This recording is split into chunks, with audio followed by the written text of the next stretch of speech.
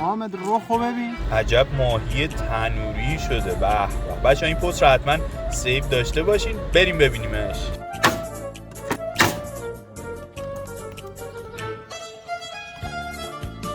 برای مرینیت از زعفران، فلفل سفید، تخم گیشنیز، پودر فلفل پول بیبر، نمک دریایی، فلفل سیاه، یه حب سیب، پوست لیمو هم رنده میزنیم، آب پیاز، روغن و حالا میریم برای مزه‌دار کردنش.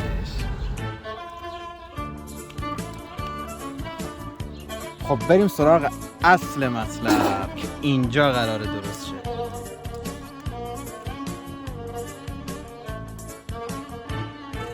گیشنیز و ریحان، پیاز رنده شده، 2 حب سیر هم اضافه میکنیم، گردو خرد شده هم اضافه میکنیم و حالا کشمش، حالا ریحونا رو که خرد کردیم اضافه میکنیم، تمرندی هم میزنیم، فلفل سیاه، پول بیبر، آب لیموی تازه، اینم از رب انار که یه چاشنی خیلی خوشمزه است. زعفرانم که دیگه باید حتما باشه.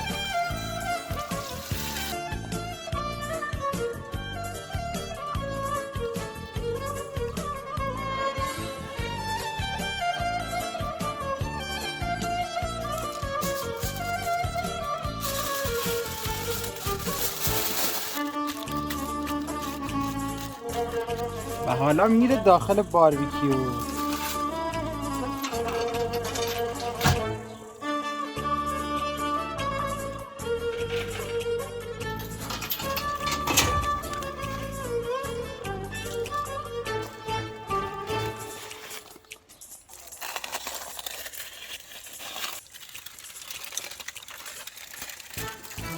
به تلاست طلا. اینم از آب لیمو. مثل کره از وسط نصف میشه، عالی پخته شده. تمام طعم بهشتی این ماهی هم به مواد داخل شکمشه. جای همتون خالی.